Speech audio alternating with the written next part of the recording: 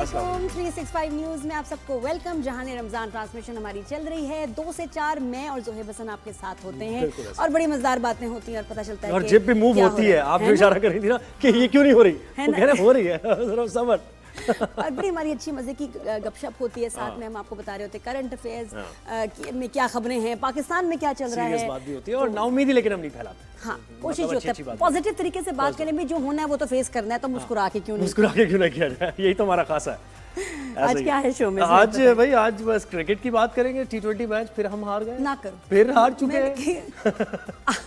Cricket की बात होती है ना, तो वैसे ही मैं तो भाई बर्बादी है, इंटरेस्ट कम, फिर खून जलता है। वैसे आई थिंक इंटरेस्ट सिर्फ मेरा ही कम नहीं, आई थिंक जनरली सबका ही हो गया है। पाकिस्तानियों का क्रिकेट का इंटरेस्ट सैडली कम हो गया अपनी टीम की तरफ से। गली मोहल्लों में भी हम खेल रहे हैं, नाइट मैचेस हो रहे हैं रमजान में सब, लेकिन ये कि अपना एक शौक, अपनी हार जीत के अपना फैसले हो रहे हैं, मैच देखने का शौक था ना कि मेरी टीम खेल रही है, चीयर करना, खुश होना, वो अब बहुत कम हो गया है। भाई क्यों कम क्यों नहीं होगा? उसकी वजह है ना, आप हारते ही जा रहे हैं। खेलना हारने के लिए नहीं होता, जीतने के लिए खेलते हैं। ठीक है, हार जाए तो वो और बात है, लेकिन आप तो हारे ही जा रहे हैं, आदत सी बना ली है। बिल्कुल। अब पता है, अब तो मुझे लग रहा है फुटबॉल का रुझान बढ़ गया है, बिल्कुल बढ़ गया, ज्यादा बच्चे वगैरह तो अब वैसे क्रिकेट की मैं देख नहीं रही कि कोई इतने फैंस हो रहे हो। ज्यादा जो नई जनरेशन है सब आपका याद रहा है। देखे ना आपने, इतने टूर्नामेंट हमें हराए, इतने मैचेस हरवाए, और जब आपके फैंस नहीं रहेंगे, ऐसा क्रेज नहीं रहेगा पाकिस्तान में, तो फिर तो सबसे ज्यादा नुकसान जो होगा ना, पहले क्रिकेटर्स का ही होगा और ये ICC का इनका ही होगा। तो आप ये सोचें कि हम उस तरफ जा रहे हैं कि ये हो गया जो कभी नहीं हुआ था। बिल्कुल ऐसे ये हो गया, और ये क्या हुआ है ये डिटेल हम देखेंगे। अच्छा, फिर हम बात करें, कुछ इस्लाहात भी हो रही है, रिफॉर्म्स भी की जा रही है। सिंध गवर्नमेंट काफी तवज्जो दे रही है बुनियादी रिफॉर्म्स पर। हर बुरी खबर के बाद हम आपको फौरन अच्छी सी खबर सुना देंगे।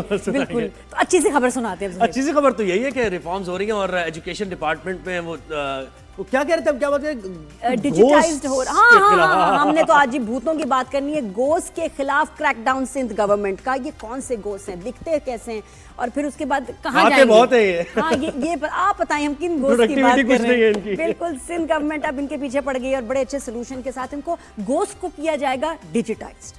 ये कैसे भला कि भाई आ रहे हो, अगर खा रहे हो पी रहे हो, तो फिर ये रिकॉर्ड भी होना चाहिए कि कौन आया कौन गया। तो अच्छा, ये जनाब ये तालीम के महकमे में हुआ है, बड़ा जबरदस्त ये कदम लिया गया है। डिजिटाइज होंगी सारी चीजें, जो अटेंडेंस है, क्योंकि देखिए नादिया, आपको भी पता होगा, हमें भी घोस्ट टीचर्स, घोस्ट स्कूल्स होते हैं जिनका कोई रिकॉर्ड सिर्फ मेंटेनिंग होती है, ठीक है, लेकिन एक्चुअली वो एग्जिस्ट ही नहीं कर रहे होते। बिल्कुल, कोई रिकॉर्ड। और ये कि अब ये रजिस्टरों पे लिखना, अटेंडेंस लेना, कौन टीचर आया था, कौन सा स्टूडेंट आया था, अब ये बहुत पुरानी बातें हो गई हैं। यार मेरी भी जरा लगा देना, वो मैं आया। हाँ, अटेंडेंस मेरी लगवा देना, तो ये बहुत आसान हो गया था। हमारे यहाँ काफी अरसे से चल रहा था, तो अब यहाँ हम मॉडर्न होने वाले हैं और डिजिटाइज हो जाएगा। तो ये जो गोस्ट टीचर्स और स्टूडेंट्स हैं, इनका क्या होगा? क्या होगा, कहाँ जाएंगे, क्या होगा कालिया इनका? गायब हो जाएंगे जैसे होते हैं। ओवरसीज पाकिस्तानीज में आज UK से हम मुलाकात करेंगे। चार्टर्ड अकाउंटेंट है, बड़ी काबिल हैं। कब से हैं वहाँ, क्यों हैं, क्या कर रही हैं, उनसे पूछेंगे। और अब तो बगैर पढ़े हम ये कह सकते हैं कि वो सोशल मीडिया में भी एक्टिव हैं। आपने सही कहा। बिल्कुल, ये मोटर बाइक जो है कहीं कहीं नहीं है, किसी की भी उठा के दे दें साहेब को, किसी की भी दे दें मोटर बाइक, बगैर पढ़े कह सकते हैं। शाबाश, बिल्कुल सही अंदाजा लगाया। उसके बाद अच्छा, चाय की बात, चाय के शौकीन और जो चाय की चाह रखते हैं, रमजान में आपको कितनी चाय पीनी चाहिए, उसके फायदे क्या हैं, हाँ ना, उसके नुकसान क्या हैं, और जो एडिक्ट हैं चाय के शौकीन, जो सो भी जाते हैं चाय पीने के बाद, सोने से पहले भी आखिरी चीज होती है चाय बना देना, उनके बाद उनको डिस्कस करेंगे, उनको क्या और उठने के फौरन बाद। हाँ जी, तो ये चलता है जी। चाय के बारे में भी बात है, पोलियो के बारे में भी बात करेंगे। ये भी एक बात है और हम तो इस पर करते ही रहते हैं। ज़ाहिर पोलियो एरेडिकेशन मुल्क के मुस्तकबिल का सवाल है, तो इस पर भी बात होगी। तो ये है जनाब हमारे एक शो का एक पूरा हमने बता दिया कि, और दिल थाम के बैठे हैं और हम क्रिकेट के बारे में बात, क्रिकेट के बारे में हम बात, जज्बात को जरा अपने काबू में रखिएगा। मैं अपने आप को कह रही हूँ वैसे बाद में। दूसरे T20 में पाकिस्तान को शिकस्त दे दी एक बार फिर कीवीज ने, और जनाब ताखीर से मैच का आगाज हुआ। ताखीर से हुआ या कुछ भी हुआ, जैसे भी मैच का आगाज हो, इख्तिताम वैसे ही होगा कि पाकिस्तान हारेगा। तो पाकिस्तान ने न्यूजीलैंड को 136 रन का हदफ दिया। 136 रन कुछ भी नहीं होते T20 में। कीवीज ने 13 ओवर्स में बआसानी उनके ओपनर्स ने आके छक्के चौके लगाए और पूरा कर दिया हदफ। मुझे लगता है ये ऑनलाइन कर दे, मेरे ख्याल है गेम में इन्होंने हारना ही है तो इनके साथ ऑनलाइन करके बस कहें जी थैंक यू वेरी मच, और उनको हम ट्रॉफी दे दें कि बहुत शुक्रिया आपने टाइम दिया। ऑनलाइन बेहतर है, मेरे ख्याल वक्त जाया हो रहा है। तो 5 मैचेस की सीरीज में 2-0 की बढ़तरी हासिल हो गई है कीवीज को। इस पर हम बात करेंगे टीम की परफॉर्मेंस पर, अगर करना चाहेंगे हमारे गेस्ट। तो डॉक्टर नुमान न्याज साहब ने हमें ज्वाइन किया, क्रिकेट तज्जियाकार हैं, बहुत ज़बरदस्त तज्जिया देते हैं, हमारे साथ ही होते हैं, तो वेलकम करें नादिया। जी नुमान भाई, अस्सलाम वालेकुम, कैसे हैं आप? बिल्कुल ठीक ठाक Nadia, I hope you are doing well. और ये जो आपके साथ साहब बैठे हैं, इनको बताएं जो प्रेडिक्शन फाइनल की थी वही हुआ ना, आईसीसी चैंपियंस ट्रॉफी। बिल्कुल वही हुआ, बजा फरमाया, वही टीम ठीक हो गया, ठीक हो गया जनाब। ये क्या हो रहा है नुमान? बस वो धागा बंधवाना है आपसे अभी, वो जो वो जरूरी है। सही है। अच्छा यार, आप क्या ये T20 इंटरनेशनल सीरीज देखें, हम लोगों को तो देखनी पड़ती है, बीइंग प्रोफेशनल्स के बात करनी होती है, लेकिन पाकिस्तान क्रिकेट में आपको तकरीबन 3 महीने से कह रहा हूँ कि कम्प्लीटली इररेलेवेंट हो गई है। और इट इज़ नॉट कि आपकी ये टीम हार रही है, इसमें आपके बहुत सारे मसाइल हैं। मसाइल ये हैं, सबसे पहले आज ही के मैच को आप देख लो, मुझे ये नहीं समझ आई, पिछले 1.5-2 साल हमने अब्बास अफरीदी पे इन्वेस्ट किया शॉर्टर वर्जन के लिए, वाइट बॉल के लिए, और उसने कदरे बेहतर परफॉर्मेंस भी दी, एंड हमने उसकी जगह मोहम्मद अली को खिला दिया। अब मोहम्मद अली जो है, is a fantastic red ball bowler जो आगे से बॉल को सीम और स्विंग करता है, और मोहम्मद अली को हमने टेस्ट मैचेस खिलाए अनरिस्पॉन्सिव डेड पिचेस पे जहाँ पे उसकी कुट लगी, और अब हम उसको T20 खिला रहे हैं जो उसकी गेम ही नहीं है। सो हम अबाद में इन्वेस्ट कर रहे हैं, खिला हम मोहम्मद अली को रहे हैं, और वो एक्सपोज हुआ बुरी तरह, आज भी, पिछले मैच में भी। फिर क्योंकि सॉफ्ट ग्राउंड हैं, ब्रीज थी, क्रॉस ब्रीज थी, तो वो ऐसे लग रहा था पिच तक नहीं पहुंच पाएगा, क्रीज तक, ठीक है ना। तो ये आपकी फिटनेस के आलम है आपके प्लेयर्स का। अच्छा, अब वो जो हम फिटनेस की बात करते हैं, जो पाकिस्तान क्रिकेट में कॉन्सेप्ट है, वो आउटडेटेड है। अब फिटनेस है जो कि आपने उस दिन देखा होगा कि ग्लेन फिलिप्स जिसका के कैचेस ले रहा था, पहले मैच रॉबिन्सन ने भी वो कैच लिया। सो दिस मीन्स कि ये स्पेक्टेकुलर फील्डिंग के अलावा इसके पीछे जो मेहनत है, जो बायोमैकेनिकली इनको डेवलप किया गया है, जो इनकी टेक्निक है, जो इनका मेथड है, तो जो इनकी असेसमेंट्स है, वहाँ से ये मशीन लाइक प्लेयर्स हैं। तो अब आप उनके साथ मैच करोगे। अच्छा, फिर जितने भी लड़के आपने सेलेक्ट किए on this T20 team of Pakistan, ये अपनी डिपार्टमेंट से जगह नहीं बना पाते, डिपार्टमेंट की 11 में या रीजन की 11 में। तो एक ज़माने में जो बेस्ट परफॉर्मर्स होते थे डिपार्टमेंट्स में, जो एक्सेल करते थे, वो सेलेक्ट होते थे पाकिस्तान की टीम में। फिर आपका जो स्किल सेट है वो बहुत पीछे रह गया है, अब वो बहुत आगे चलेगी, एडवांस हो गई, साइंटिफिक हो गई है जो क्रिकेट है। तो अब एक तरफ तो आपने ये इनमें इन्वेस्ट नहीं किया, दूसरी तरफ जो शॉकिंग है, जो आपको भी लगेगा कि 869 करोड़ यानी कि ऑलमोस्ट $86 मिलियन वो लॉस उठाया है आईसीसी चैंपियंस ट्रॉफी में पीसीबी ने। ना करें। और बात यहाँ तक पहुंच गई कि वो उधार लेने जा रहे हैं $50 मिलियन के स्टेडियम। ये क्यों किया फिर? अगर ये फिजिबिलिटी क्या नहीं बनी थी, या क्या अचानक से लॉस उठाना पड़ा, हुआ क्या ये? सर ये हुआ ये कि एक तो हम प्लानिंग नहीं करते, उसके बाद 117 दिन में जब आपने स्टेडियम बनाने थे, क्योंकि ईवो का मसला आ गया था, आईसीसी चैंपियंस ट्रॉफी जो है उसका एक डेडलाइन थी, आपने स्टेडियम हैंड ओवर करने थे। फिर आपने ये नहीं देखा कि जो आर्टिकल्स हैं, आइटम्स हैं, कंस्ट्रक्शन कॉस्ट है वो कितनी है, वो ऑलमोस्ट आपने डबल कर दिया, 50% एक्सेस आप चले गए।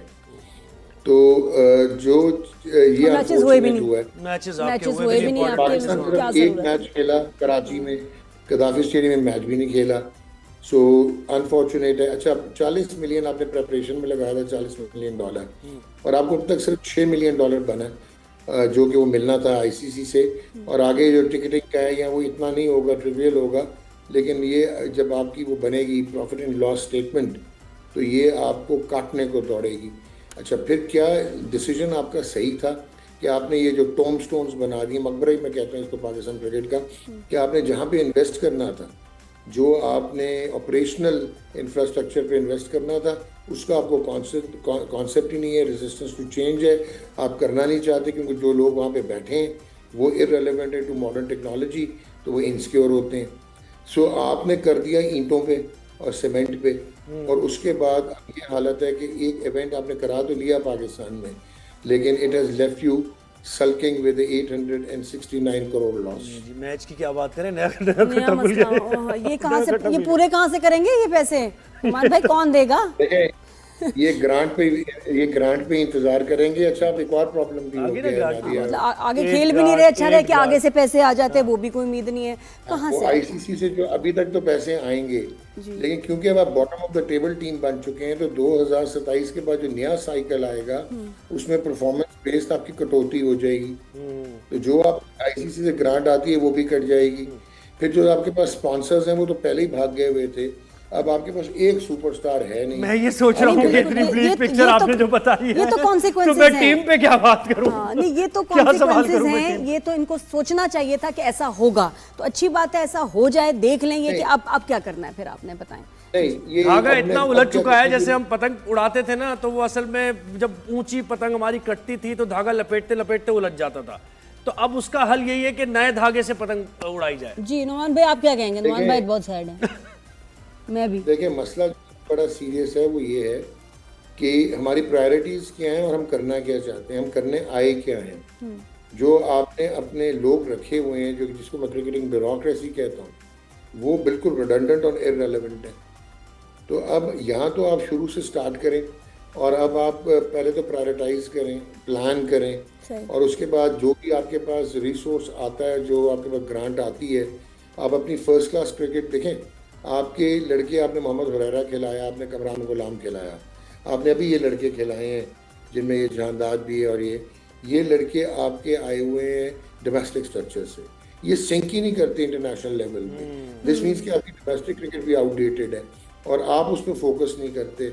आप फोकस, अच्छा, तो इनका क्या है, ये तो हारिस और शाहीन नहीं सिंक कर रहे जो इतने अरसे से खेल रहे हैं, हारिस रोक और शाहीन जॉब नहीं दी। आप ये जो प्रायोरिटीज की बात कर रहे हो, आपको भी मैं एक और शॉकिंग चीज बताता हूँ। अपना बस कर दें, रोजा भी है, पहले से गम है। आप 50 लाख पे मेंटोर रख रहे हो मंथली, यानी कि $18,000 पे, और ये नहीं पता, उनके पास उनकी जेडी नहीं है कि उन्होंने करना क्या है और एक साल में उन्होंने किया क्या है। और आप फर्स्ट 50 लाख पे सुना नहीं आपने? नहीं, दोबारा बताएं। 50 लाख पे 50 लाख पर महीना, $18,000 पर महीना। और उसमें शोएब मलिक भी मेंटोर है। उन्होंने कहा कि 50 लाख की आप इतनी बातें कर रहे हैं, 50 लाख क्या होता है, आपको क्या पता मैं इससे कितना ज्यादा कमाता हूँ। वो बाकी भी चाह रहे हैं ना, उनको भी गिने। तो उनसे क्या पैसे क्यों ले रहे हैं फिर? ना लेना अगर उनके लिए। उन्होंने किया क्या है अभी तक, ठीक है, तो रोल क्या है, जेडीज डिफाइन नहीं है। वेयर एज जो आयरनी है कि आप रिकमेंडेशन ये थी कि ये जो फर्स्ट क्लास प्लेयर्स हैं, इनकी कटौती कर दो, जो इनकी मैच फी है। जो ये 40,000 लेते थे वो 10,000, ये देखिए अब ये क्या, तो ये 60,000 लेते थे उसको 30,000 कर दो। 5 स्टार होटल से इनको इकोनॉमी होटल्स में लेके आ जाओ, तो यानी उनको कट कर दो और यहाँ देते रहो पैसे। Very good. जो आपका जिनके पास पहले से ही है, उनको आप और उनको देते रहे, और जो कि कुछ कर भी नहीं रहे, और उन्होंने कुछ किया भी नहीं, और उनको बताया भी नहीं है कि करना क्या है। वो कुछ क्या कर रहे हैं, वो तनकीद कर रहे हैं। वो बैठ के मीडिया पे, आप देखें नादिया, पैसे ले रहे हैं, मेंटोर है, और मीडिया पे बैठ के तनकीद कर रहे हैं टीम पे। हालांकि तनकीद इनके ऊपर भी होनी चाहिए कि इफ दे आर ड्राइंग कोई ना तो पैसे मिल रहे हैं, तो आपने क्या। ये वाहिद मुल्क है जहाँ पे आपके एक्स सुपरस्टार्स, क्योंकि वो बहुत सुपरस्टार्स थे, तो वो कोच भी बन सकते हैं बगैर सैंपल साइज, बगैर ट्रेनिंग के। उसके बाद वो एडवाइज़र भी बन सकते हैं, वो टेक्नोक्रेट भी हैं, वो ऑपरेशनल एक्सपर्ट्स भी हैं, फिर वो टेलीविजन पे एनालिस्ट भी हैं, फिर साइमल्टेनियस कॉन्फ्लिक्ट ऑफ इंटरेस्ट भी है कि अपने ही बोर्ड को जो सैलरी दे रहा है उसको फिर क्रिटिसाइज भी करते हैं। तो ये सारी चीजें नुमान भाई आपने बड़ी इतना अच्छा नुमान भाई कैसा बोलते हैं, कैसा दिया है ये बहुत अच्छा बोलते हैं नुमान भाई, पर जब बात करते हैं ना आप, तो समझ आती है, क्लियर होती हैं चीजें बड़े आसान अल्फाज में। तो ये तो नुमान भाई कुछ बात कर ले एलन की, अगर आप चाहें तो। अच्छा, एक और भी चीज मुझे बताएं नुमान भाई, 3 स्टेप्स बताएं जिसमें हमारी अभी भी कोई बचत के कोई चांसेस हैं। आपको लगता है कि अगर आपको चॉइस मिले तो 3 आप क्या स्टेप्स लेंगे कि हमारा रिवाइवल हो ऑफ क्लासिक क्रिकेट? एक तो chairman of Pakistan cricket board को फोकस करना पड़ेगा, रियलिटी चेक में आना पड़ेगा। आपके जो चीफ ऑपरेटिंग ऑफिसर हैं वो ब्यूरोक्रेट हैं, आपका जो फर्स्ट क्लास क्रिकेट को रन कर रहा है वो भी डीएमजी का ब्यूरोक्रेट है, आपका जो इंटरनेशनल क्रिकेट ऑपरेशंस को रन कर रहा है वो होटल मैनेजमेंट की डिग्री है, आपका जो एक लॉयर आया था आपके लीगल विंग में, वो पहले कुछ 6-7 साल चीफ ऑपरेटिंग ऑफिसर है, अब पीएसएल को हेड कर रहा है। तो ऐसे तो आप प्रोफेशनल क्रिकेट नहीं चला सकते। ये एक हो गया, दूसरा बताएं, दूसरा पॉइंट, फिर तीसरा पॉइंट, 3 पॉइंट। एक तो आपको कट फॉर रोल लोग लेके आने पड़ेंगे। दूसरा जो इम्पोर्टेंट पॉइंट है नादिया, वो ये है कि आपको रेलेवेंस के लिए मॉडर्न टेक्नोलॉजी जो है वो टियर क्रिकेट एज ग्रुप यानी कि under 13s, under 19s, under 17s first class cricket में लाना पड़ेगा और आपको वो रीजनल लेवल पे भी जो है वो देनी पड़ेगी, ताकि जब बाय द टाइम ये पाकिस्तान के लिए क्वालिफाई करें तो ये मॉडर्न टेक्नोलॉजी से बने और कंपैटिबल हो, जिसका India, New Zealand, England, Australia, south Africa के क्रिकेट टॉप टीम्स के साथ, क्योंकि ये एक किस्म की पोलराइजेशन है इंटरनेशनल क्रिकेट। तीसरा इम्पोर्टेंट इंटेलेक्चुअली ऑनेस्ट हो जाए दिमाग से, नीयत से, और दूसरा आप डिसेंट्रलाइज करें अपनी डोमेस्टिक क्रिकेट को। वो जो चाचे होते थे, अभी होता क्या है, कराची का पीसीबी एक सेलेक्टर भेज देती है पिंडी, वो पिंडी की टीम बना देता है। मेरा जो चाचा होता है पिंडी में, उसको पता होता है गुल क्लब में कौन है, तो फलाना अटक से कौन है, वो एक आधा को प्रोडक्ट देता है। तो वो प्रॉब्लम क्या है कि आपकी प्रधानी जाती है, 4 बिलियन रुपया पीसीबी खर्चता है एनुअली फर्स्ट क्लास क्रिकेट पे, और उसको रैप अप करके साइड पे कर देता है, क्योंकि वो इतनी प्रोमिनेंट नहीं है। उसको प्रोमिनेंट बनाए, उसको ब्रांड बनाए, उसको प्रोडक्ट बनाए, उसको डिसेंट्रलाइज करें, एसोसिएशंस को कहें कि भैया खुद भी कमाओ, रीजनल लेवल पे टूर्नामेंट्स कराओ, क्लब क्रिकेट को रीइनकार्नेट करें। ये 2 से 3 साल या 4 साल। नुमान भाई पांचों मैचेस खत्म हो गया। ज़ुहैब क्या हो गया? पांचों मैचेस खत्म है, कोई नहीं जीतने का इम्कान। क्या चाह रहे हैं आप, पहले ये बताएं ज़ुहैब। कोई बात है, आराम से बताओ, पांचों कह रहे हो या क्या कह रहे हो, माचो कह रहे हो, कहना क्या चाह रहे हो? 5 कौन से फैक्टर्स हैं? नहीं फैक्टर्स नहीं, 5 मैचेस की जो सीरीज है, पांचों हमने हारने हैं। ये इससे मैं ये पूछ रहा नहीं जो T20 होता है ना, ये इंडिविजुअल ब्रिलियंस पे होता है। तो एक आधा कोई लड़का अगर इंडिविजुअली परफॉर्म कर गया तो शायद 4-1 हो जाए, अदरवाइज ये 5-0 है, and it is a reflection of the skills of your players. देखो, नए लड़के खिलाना, सारों को इकट्ठे at the rough end of the sea डाल देना, ये भी एक नॉनसेंसिकल चीज थी। बट ये लड़के नए खिलाओ, कोई बात नहीं, अगर आप चाहते हो कि आपने माइंडसेट चेंज करना है, इंटेंट उनकी होनी चाहिए, बट यार कोई स्किल लेवल तो हो। हारिस और शाहीन से कैसे जान छुड़ाएंगे ये बताएं सर। ये अपना हारिस तो फिर आज बेहतर था, बट शाहीन जो है वो जब तक अब कंसीड नहीं करेगा कि उसका घुटना ठीक नहीं है, वो दोबारा रिहेबिलिटेट नहीं होगा, वो नहीं परफॉर्म कर पाएगा और उसकी क्रिकेट खत्म हो जाएगी। कुछ अरसे से शाहीन आफरीदी को हुआ क्या है? वो चाह रहा है कि मैं मुझे हुआ क्या, मसला क्या है उसका? तो मसला ये है कि जब उसकी नी इंजरी हुई थी तो आपने उसको बगैर प्रॉपर रिहेबिलिटेशन के, क्योंकि आपके फनकार डिप्लोमा होल्डर बैठे हुए हैं, आपने उसको प्री मेच्योरली रीइंट्रोड्यूस कर दिया था 2022 के T20 वर्ल्ड कप में। फिर हमारे यहाँ ये है कि इनसिक्योरिटी होती है कि मैं 6-8 महीने बाहर रहा तो मैं बाहर ही हो जाऊँगा। और वो जो हैंडसम वाला लड़का है, नहीं वो असल में हुआ ये हैंडसम लड़का है, उसका क्या शाहीन के साथ देखें, दूसरा वाला जो हैंडसम लड़का है, दूसरा वाला हैंडसम, वो थोड़ा सुस्त हो गया, उसको ड्रिप की जरूरत है। हाँ, वो भी उसको क्या हुआ है? बहुत शुक्रिया नुमान भाई, आपने हमें वक्त दिया। शाहीन के साथ बिल्कुल वो बड़ा लड़कियों का भी हमारे यहाँ, लेकिन मुझे लग रहा है कि जिन्होंने इनके पोस्टर लगाए होंगे, अब सिर्फ खूबसूरती के लिए लगाए, ठीक है, परफॉर्मेंस के लिए तो मैं फाड़ दी होंगे पोस्टर। नहीं, वैसे शाहीन के साथ आप पूछ रहे थे, मैं बताना चाह रहा था आपको, वजीर आजम ने जब आईसीसी चैंपियंस ट्रॉफी शुरू हो रही थी तो मुलाकात की इनसे, और शाहीन से कहा कि देखिए अपने फादर इन लॉ की तरह बने आप, यानी शाहिद आफरीदी की तरह। तब से गेम खराब हो गई, तब से वो मेरा ख्याल है वो फोकस ये हुआ कि शायद मैं बैटिंग में तवज्जो दूं, ये प्रॉब्लम हो गई, तब से गड़बड़ हो गई ना, यहाँ के रहे ना वहाँ के। बेटा जैसे तुम खेलते हो ना वैसे खेलो, ये मैं कह रही हूँ तुम्हें, बस don't try to be like anyone, बस अच्छा खेलो। कैसे? हाँ, ब्रेक लेते हैं, वापस आते हैं, उसके बाद और भी बड़े मजे के सेगमेंट्स हैं on Jahan Ramzan. Keep watching 365 news.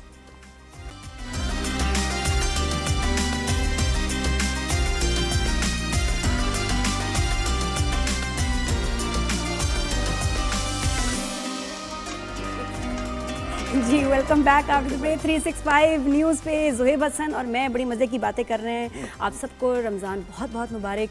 और जी आप मुझे ये बताएं कि आप ये ब्रेक में क्या फ़ोन पे क्या देख रही थी? आप कुछ बात भी कर रही थी और फिर देख भी रही थी? बात नहीं कर रही थी, वो मैं अपने आप से बोल रही थी लेकिन देख मैं ये रही थी कि ईद के कलेक्शन क्या ये कपड़े वाह वाह। किसके कौन से, हाँ जी, कहाँ क्या मिल रहा है, क्योंकि अब ईद के कपड़े भी लेने हैं। जी बिल्कुल, तो मैंने कहा पिक्चर्स में देखूं, उसके स्क्रीनशॉट लूं और फैसल को आगे भेजूं। तो बजट अप्रूव हो गया? बजट कौन सा बजट भाई, कौन सा बजट निकालना है? जैसे महंगाई हो रही है बजट भी उसी तरफ जा रहा है, ये तो मियाँ को समझना पड़ेगा। तो इसलिए मैं उनको ना तस्वीरें भेज रही थी और वो उन्होंने पहली पिक्चर देखी, आगे नहीं देखा। कैसे देखते हो? आगे नहीं पहले की जो पैसे देखे होंगे क्या करें, बड़े मजलूम है भाई। जी तो आजकल सभी ये कर रहे हैं, सब में इतना है आप बिल्कुल। हाँ जी, सब आजकल कपड़े ही देख रहे हैं कि भैया ईद के कपड़े लेने हैं, शॉपिंग करनी है, तो जरा हम थोड़ा सा अपना ज़हन और फिर आप हमसे कहते हैं कि हम क्यों ऐसे सादे बन के आ जाते हैं? लड़कों का आसानी है, ऐसे आप लड़कों की आसानी नहीं है, लड़के बहुत फैशनेबल कपड़े पहनने लगे हैं, झिलमिल भी नजर आते हैं शादियों मेहंदियों पे। वैसे आई लाइक इट कि अच्छी बात है, थोड़ा सा कलर्स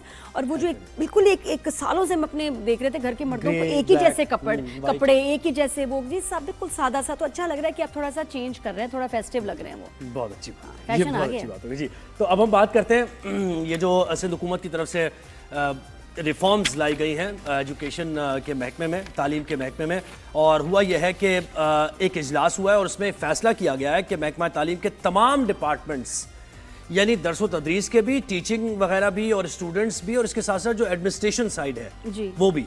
और ये क्यों हुआ? क्योंकि ये जो मैंने शुरू में भी बताया था कि सिंध गवर्नमेंट का क्रैकडाउन है against the ghost teachers, students जो कि गवर्नमेंट स्कूल्स में काम कर रहे हैं, नजर नहीं आते, उनके ऊपर मॉनिटरिंग सही नहीं हो रही थी, लग रहा था कि जैसे पूरा साल आ रहे हैं, अटेंडेंस फुल, सैलरी फुल, और बेचारे घर काम कुछ भी नहीं, बेचारे घर बैठे हैं, बिल्कुल कह रहे हैं कि देखिए हम क्या करें, हमसे कुछ पूछ ही नहीं रहा। तो अब उनसे पूछा जाएगा, अब उनको हिसाब देना पड़ेगा, बिकॉज डिजिटाइज वैसे भी आपको पता है ऑफिसेज, प्राइवेट ऑफिसेज हो गए हैं, जब जाते हैं तो आपके जो फेस आईडी होती है, कहीं पर थंब इंप्रेशन होता है, ये सारी चीजें होती हैं। इसके अलावा आपको जो चेक कर रहे होते हैं दरवाजे पे, आपका या तो ये कि आपका थंब प्रिंट ले रहे हैं, आपको स्कैन करना है, फिर फेस रिकग्निशन है सारा, ताकि पता चल जाए कौन कितने बजे आया था और कितने बजे गया, क्योंकि तालीम का मसला है भाई। आपकी जो यूथ है उसको जब तक तालीम याफ्ता नहीं करेंगे आप तो कैसे तरक्की करेंगे। तो सिंध हुकूमत के तर्जुमान अली राशिद ने हमें ज्वाइन किया। अली राशिद, बहुत शुक्रिया वक्त दिया। ये जो बेहतरीन आप लोगों ने फैसला किया है, इसकी जरूरत महसूस क्यों हुई ये भी बताएं, और कब तक नाफिज किया जाएगा इसको?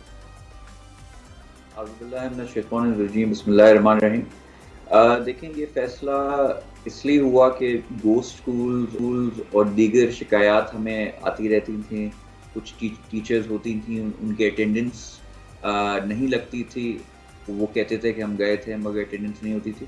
तो जदीद टेक्नोलॉजी के तहत हमने सोचा कि इसको डिजिटाइज किया जाए, फेशियल रिकग्निशन सॉफ्टवेयर, जब वो अटेंडेंस आएँ लगाएं, इससे हम भी देख सकेंगे कि गो स्कूल्स कोई नहीं चल रहे, कोई जो टीचर्स हैं उनका मेयार क्या है, उनको भी मॉनिटर किया जाएगा।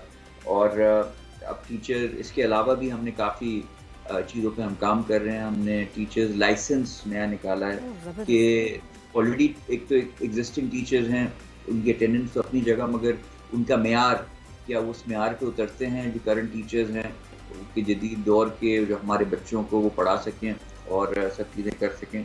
फिर फ्लड में जितने अफेक्टेड स्कूल्स थे उनको फिर से हम रिवैम्प कर रहे हैं, और ओवर 4000 स्कूल्स जो सिंध में सैलाब आए थे उनमें जो डैमेज हुए थे स्कूल, तो एक नए सिरे से हमने एक हंगामी मीटिंग बुलाई और हमने कहा कि इस चीज़ों में कहाँ बेहतरी ला सकते हैं, उस पर हमने इंशाल्लाह अपनी वर्किंग स्टार्ट कर दी है और बहुत जल्द आप देखेंगे कि इसके रिजल्ट भी आएंगे। जी, तो अली कौन सा इक्विपमेंट इंस्टॉल किया जा रहा है इसके लिए, कैसे डिजिटाइज करेंगे इसको? देखिए, इसमें कैमरे हो गए, थंब इम्प्रेशन हो गए, कैमरे से ये होगा, फेशियल रिकग्निशन सॉफ्टवेयर होता है जो आके कैमरे में वो देखते हैं, तो एक तो सिक्योरिटी के तहत भी उसका दरवाज़ा खुलेगा ही जब आप उस कैमरे की तरफ देखेंगे, एक्सेस आपको जब मिल सकेगा कि जब आप उस क्लासरूम में या स्कूल में अंदर आप जा सकें। और उसके साथ साथ जब वो एक्सेस आप ले रहे होंगे फेशियल रिकग्निशन सॉफ्टवेयर से, तो जब आप एंटर हो रहे होंगे तो साथ साथ के ये सबूत और आपकी अटेंडेंस साथ लग जाएगी कि जी आप उस दिन स्कूल आए, और फिर जब आप एग्जिट कर रहे होंगे, जा रहे होंगे, तो आपने कितना टाइम स्कूल में गुजारा, चीज़ें नोट। अली, मैं आई मस्ट से कि ये बहुत अच्छा कर रहे हैं, बहुत अरसे से ड्यू था और फाइनली शुक्र है हो गया ये इम्प्लीमेंट, एक्सीलेंट। अच्छा अली, इसमें थोड़ा सा ट्रेनिंग वगैरह भी चाहिए होगी ना, क्योंकि देखिए शहरों में तो आप ये नाफिज कर देंगे क्योंकि लोग इंटरनेट का इस्तेमाल, सॉफ्टवेयर वगैरह ये जानते हैं, लेकिन जब आप देही इलाकों की बात करते हैं तो वहाँ तो स्कूल्स ही, बहुत से इलाकों में कच्चे स्कूल्स हैं, टीचिंग स्टाफ को नहीं पता किस तरीके से इस्तेमाल होगा, फिर इंटरनेट की रसाई वहाँ तक तो ये यहाँ ये एक बड़ा टास्क होगा आपके लिए। हाँ देखें, बिल्कुल ऐसा है, मगर हमने we've kept it quite simple. उनका इनपुट या उनका हमारी टीचर्स का, या देहात में भी कोई स्कूल है, उनका जो उनकी तरफ से कोई चीज़ टेक्निकल चीज़ों की ज़रूरत बहुत कम पड़ेगी, because all they have to do, हमारी टेक्निकल टीम जाके वहाँ सेटअप ऑलरेडी सब चीज़ें कर देंगी, उनको सिर्फ जाके उस कैमरे के सामने खड़ा होना होगा और वो ऑटोमेटिकली सब चीज़ें हो जाएंगी। So it's not rocket science, इतना डिफिकल्ट नहीं होगा।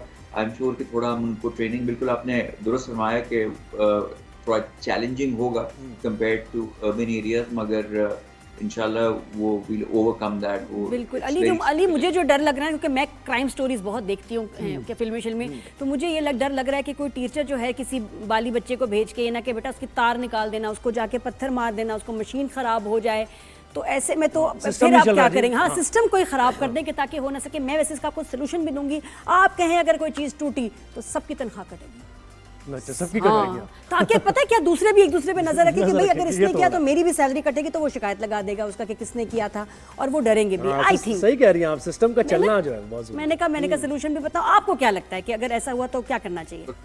बिल्कुल, बहुत अच्छा आइडिया आपने कहा। मैं फिल्में और क्राइम और सस्पेंस ज्यादा देख, शायद आप इसलिए ज़हन उधर गया मास्क पहन के आ जाए तो फेशियल है ना, नहीं वही तोड़ दे, कैमरे को तोड़ दे, कोई इसकी चीज को तोड़ दे, आपकी मशीन को, कि ताकि चेक ही ना कर सकें, अगले दिन छुट्टी हो जाए। नहीं होता नहीं है यहाँ पे बहुत ज्यादा जी। और इसको ठीक कराने में भी फिर टाइम लगेगा कि जी शहर से आ रहे हैं एक्सपर्ट्स, वही आके इस मशीन को रिप्लेस, और नुकसान कितना है, नहीं महंगी मशीनें टूट गई क्योंकि इंफ्रास्ट्रक्चर तबाह करने में तो हम बड़े आगे आगे होते हैं, एलिवेटर्स और ये वो पब्लिक प्लेसेस पे कितना। तो आप ये बताएं ली, फिर ऐसे में क्या होगा, प्लीज बताएं। अब इसके साथ साथ इस सवाल में जवाब भी देखें, अगर ऐसा कुछ कोई करेगा, तार निकालेगा या कोई इसको वैंडलाइज भी करेगा, तो वो भी कैमरे की नज़र से बचेगा नहीं।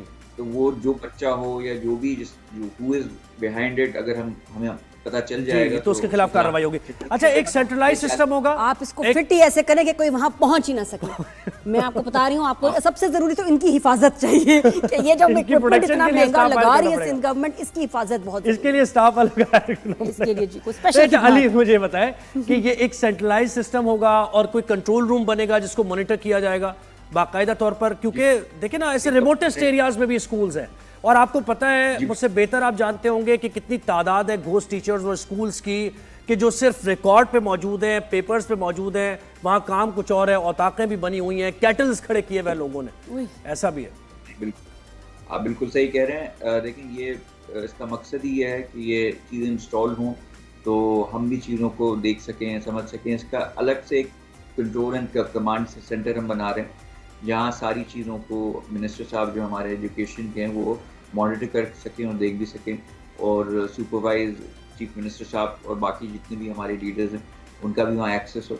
तो एक सेंट्रलाइज जगह होगी जहाँ से हम ये सब मॉनिटर कर रहे होंगे, और डेली बेसिस पे इसकी रिपोर्ट्स हमारे पास आ रही होंगी कि कौन सा स्कूल खुला, वहाँ कितनी टीचर्स की अटेंडेंस हुई। जो हमारे अच्छा, आपने ये भी बताया कि टीचिंग स्टैंडर्ड को भी बेहतर बनाएंगे, तो क्या वो जो टीचर्स लाइसेंस है रिन्यू कराते रहना पड़ेगा आपको, और मॉडर्न लाइसेंस, बिल्कुल लाइसेंस की बात। जी बिल्कुल, वो एक लाइसेंस, एक टेस्ट होता है, उसके तहत वो उनको फिर लाइसेंस मिलेगा कि वो टीचिंग के काबिल हैं उसमें, और उस लाइसेंस को आपको हासिल करने के लिए वो सिर्फ आपकी टीचिंग और एजुकेशन को सिर्फ देखेगा नहीं, आपकी नफ्सियात को भी देखेगा।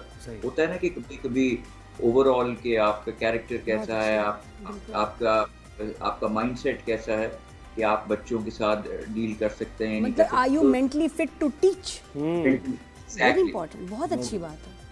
और बिल्कुल ऐसी। अच्छा, एक और मेरे जहन में सवाल, यही टेस्ट पायलट्स का भी होना चाहिए, डॉक्टर्स का भी होना चाहिए, सबका होना चाहिए, क्योंकि एक ज़रूरी नहीं कि एक प्रोफेशनल पढ़ा लिखा शख्स पढ़ तो गया लेकिन वो बाकी फिट भी हो काम करने के लिए, या एट सम स्टेज वो नहीं मैनेज कर पा रहा, बिल्कुल, तो ये अच्छा ही हो रहा है, बड़ी ज़बरदस्त बात है। सही है, तो बहुत ही ज़बरदस्त आपकी तरफ से इक़दाम है। और मुझे ये भी लगता है कि अली, ये जो एग्ज़ाम्स होते हैं जिसमें स्टूडेंट्स जो हैं किसी और को इम्पर्सनेट करके पहुंच जाते हैं, उनकी जगह एग्जाम देते हैं, आप वहाँ भी ये मेरे ख्याल वहाँ भी डिजिटाइज कर रहे हैं ताकि सही वहाँ चीटिंग ना ऐसी हो पाए। बिल्कुल, ये होने जा रहा है इंशाल्लाह, आप आने वाले वक्तों में देखेंगे। ये अभी पहल हमने की है और ये एक्सपेरिमेंट हमारा इंशाल्लाह अच्छा रहेगा। तो और जाते जाते ये भी बता दीजिए कि ये तालीम फ्री है वैसे, जितने भी गवर्नमेंट के स्कूल्स हैं तालीम को आम करने के लिए इसको फ्री बनाया आपने या कुछ ना कुछ कॉलेज? नहीं, बिल्कुल फ्री स्कूल्स हैं हमारे, और यहाँ तक हमने पब्लिक प्राइवेट पार्टनरशिप भी कुछ लोगों से की भी है स्कूल खोले में, इसलिए कि हम चाहते हैं कि मेयार अच्छा हो एजुकेशन का, और पब्लिक पार्टनरशिप के तहत कुछ ऐसे भी होते हैं लोग जो फॉर इज्जत नफ्स कह लें या किसी भी चीज़ को फ्री एजुकेशन नहीं चाहते, वो क्या चाहते हैं मिनिमम कुछ हम दें उसको पे कर, वो बिल्कुल, व्हाई नॉट, बहुत अच्छी बात है। थैंक यू अली, बहुत शुक्रिया टाइम देने का आपका, और ये मुझे अच्छा लग रही है, वेरी नाइस, बहुत अच्छा, राइट स्टेप है ये इन द राइट डायरेक्शन। बिल्कुल ऐसे, तो जब अगर है तो सिस्टम उसको को अप्रिशिएट बनता है करना ज़ाहिर है, चाहिए। उसके बनाने में बड़ी मेहनत भी लगती है, और उसको चलाने के लिए फिर ज़ाहिर है लूप होल्स जो भी निकलते आते हैं वो आहिस्ता आहिस्ता प्लग इन करते जाते हैं आप, लेकिन सिस्टम का चलना कम से कम शुरू तो हुआ, कुछ तो हुआ, जो हम कह रहे हैं कि जी अरसे से वही फरसूदा सिस्टम है, ये कोई देख नहीं रहा, अब देख रहे हैं, तो हमें अप्रिशिएट करना चाहिए और ब्रेक भी लेनी चाहिए। ब्रेक भी ले जाएंगे, ब्रेक बहुत जरूरी है। जहाँ रमजान में एक ब्रेक का वक्त हुआ है, उसके बाद वापस आएंगे और मजे मजे की बातें भी उतरेंगी, बिल्कुल हमारे साथ रहेगा, क्योंकि रमजान में गला सबका सूखता है, हमारा भी। ब्रेक के बाद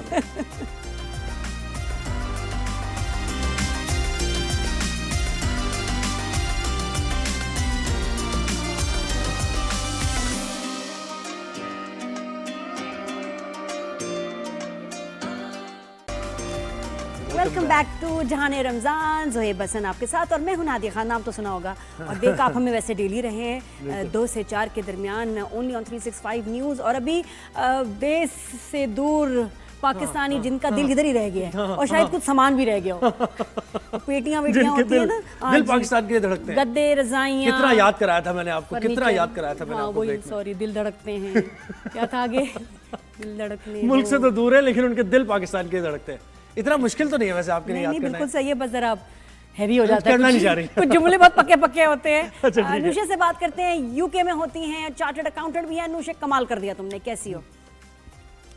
मैं बिल्कुल ठीक, अरूज है मेरा। कैसी हो अरूज? इतनी प्यारी माशाल्लाह, I love your smile. Thank you. Happy क्या बात है, चार्टर्ड अकाउंटेंट है और देख कितनी हैप्पी, कितनी मतलब मुश्किल होता है ना ऐसे फाइनेंस से जो जिनका ताल्लुक होता है, वरना लगता है कि उनका एक अलग डिजाइन होगा ना, एक जरा फेस का थोड़ा सीरियस। मेरे कजन है वो, तो उसको तो देख के दूर से लगता है बिल्कुल सीरियस, क्या हाल है नादिया, बस उससे तो कभी बात नहीं होती, तो वो थोड़ा सीरियस से लगता है, क्योंकि लगता है कि बहुत ही ड्राई सब्जेक्ट और ड्राई सी जॉब, नंबर। तुम बताओ, डॉक्टर्स, बैंकर्स और ये सारे आप बताएं। तो बिल्कुल लाइट है मेरी तरह। नहीं, मुझे आई थिंक वैसे मतलब ऑनेस्टली होती थोड़ी सी बोरिंग है और थोड़ी सी ड्राई है जॉब, लेकिन इसीलिए जो है मैं साथ में कंटेंट क्रिएशन करती हूँ, ताकि जो ये मेरी पर्सनालिटी है इसको थोड़ा सा जो है क्रिएटिव आउटलेट, फ्रेशनेस आ रही है सोशल मीडिया से, वरना काम में ऐसा नहीं है। हाँ ऐसे, लेकिन बात है रूज, मैं जानना चाहती थी, मेरा कजन मुझे नहीं बता रहा, तुम बताओ कि बड़े अच्छी सैलरीज होती है ना चार्टर्ड अकाउंटेंट? जी, डिपेंड करता है कि आप किस पोजीशन पे हैं, लेकिन नहीं, जनरली जो होती है, अगर आप क्वालिफाइड अकाउंटेंट होते हैं तो सैलरीज अच्छी होती हैं, और मुझे लगता है होनी भी चाहिए, इतनी मेहनत करते हैं, इतनी पढ़ाई करते हैं, इतने साल लग जाते हैं। सही बात है। नादिया ने तो अभी एक मैसेज किया, उसका जवाब ही नहीं आया।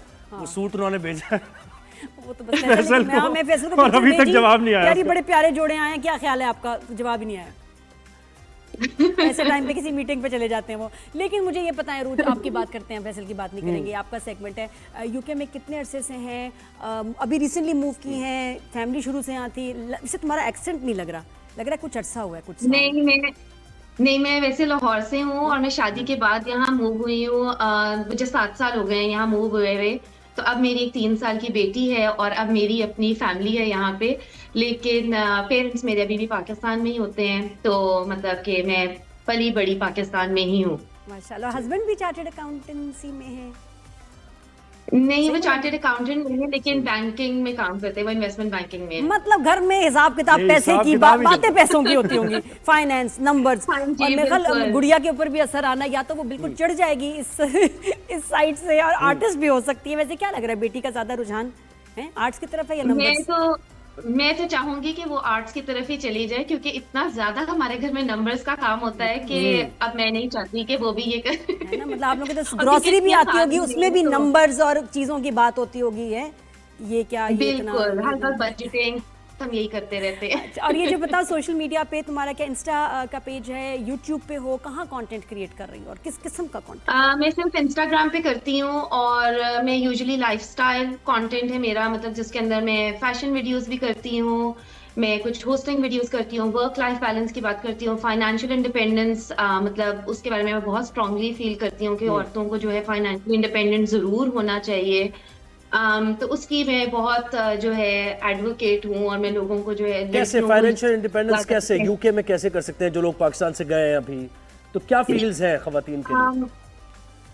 जैसे मैं हूँ तो मैं पाकिस्तान से ही क्वालिफाइड अकाउंटेंट थी, तो मैंने आते ही मतलब जॉब्स अप्लाई करनी शुरू कर दी और मुझे यहाँ पे जॉब मिल गई। मैं ग्लोबल मैनेजमेंट कंपनी है जहाँ पे financial planning and analysis manager के तौर पे काम करती हूँ। तो मुझे ये लगता है कि और यहाँ पे बहुत सारे और एवेन्यूज भी हैं, मतलब बहुत सारे जरिए हैं जहाँ से औरतें जो है कमा सकती हैं। रिटेल की बहुत जॉब्स होती हैं, अगर आपको लगता है कि आप बहुत ज़्यादा पढ़े लिखे नहीं हैं तो रिटेल की जॉब्स हैं जो कि आप इजीली कर सकते हैं शॉप्स पे।